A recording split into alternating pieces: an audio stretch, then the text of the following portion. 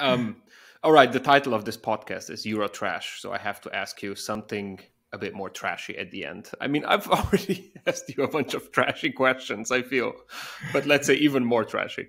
So if you find yourself at the Viking party, what was the biggest faux pas that you could make? Like, what was perceived as super cringe by these Vikings? Like, was it farting in public, maybe, or was it telling dad jokes, or was it something else completely?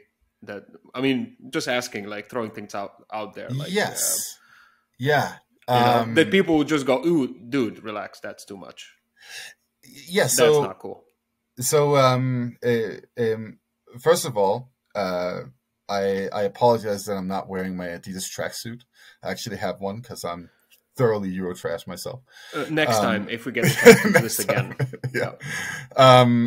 So I would say, actually, judging from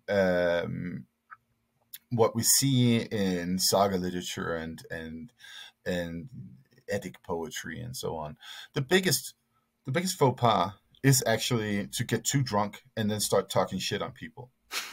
That is literally the biggest social faux pas you could commit in a Viking hall.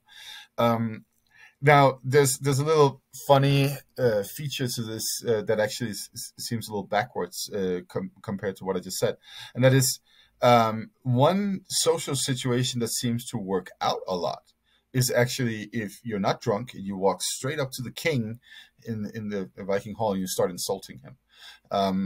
And if you can do that in poetry, then he'll give you gold. So you're just like spitting bars at the king, basically. Yeah, exactly. Rapping at him, and then he's gonna be like, "I've been bested." Yes, he's like, yeah, that's cool. That's fire. I like that rhyme. Oh wow. So that happens with several in several stories about Icelandic poets who come to the court in Norway, and then they're like, let me just like be cheeky with you here, and then he's like, okay, cool, I like this, here's a gold ring. Now if they continue doing it, then at one point they'll find themselves exiled and not welcome again. But it is interesting to see that there is like this there seems to have been a culture of insulting that was acceptable. Oh, like roasting. But, it's some roasting so cool. that we're dealing with. Yeah. We also find this actually in I think it's in Jordanus's account of the Goths.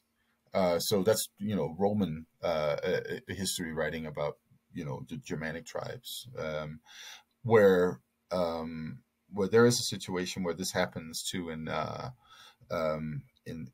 court of, if I remember correctly, the Herulians. So and here, the person it happens to gets like really frazzled and angry and so on. But it seems like it was like a natural thing for people to have sort of like a little roasting session, and then we're all on good terms after that. But yeah, Odin in Havamal, the Sayings of the High One, this particular poem that is set in the voice of Odin, that gives us all the social rules of the Viking Age, and we can probably trust a lot of them, if you ask me. He says, do not get drunk, or at least don't get too drunk. If you do get too drunk, go to bed.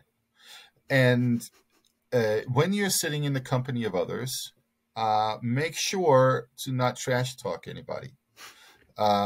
Be polite, and also, and when it comes to intellectual discourse, you should know how to ask and answer questions. So essentially, be smart about yourself. Don't invite a fight, is what he's saying. So that, I would say, that's the biggest social faux pas that we're dealing with. Oh, this was such an awesome conversation. I honestly, at least for myself, I can say that these were the Vikings that I never had the chance to meet before. So thank you for that. That's awesome. Professor Nordvig, where can people get familiar with your work? You have a podcast of your own, right? Yes, I have the Nordic Mythology podcast that I do with my co-host Daniel Ferrand, the owner of the company Horns of Odin.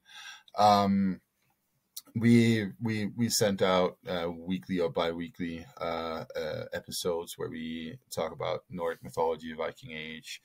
We talk with scholars, with cultural figures and tattoo artists, so all kinds of people who have something invested in that time period.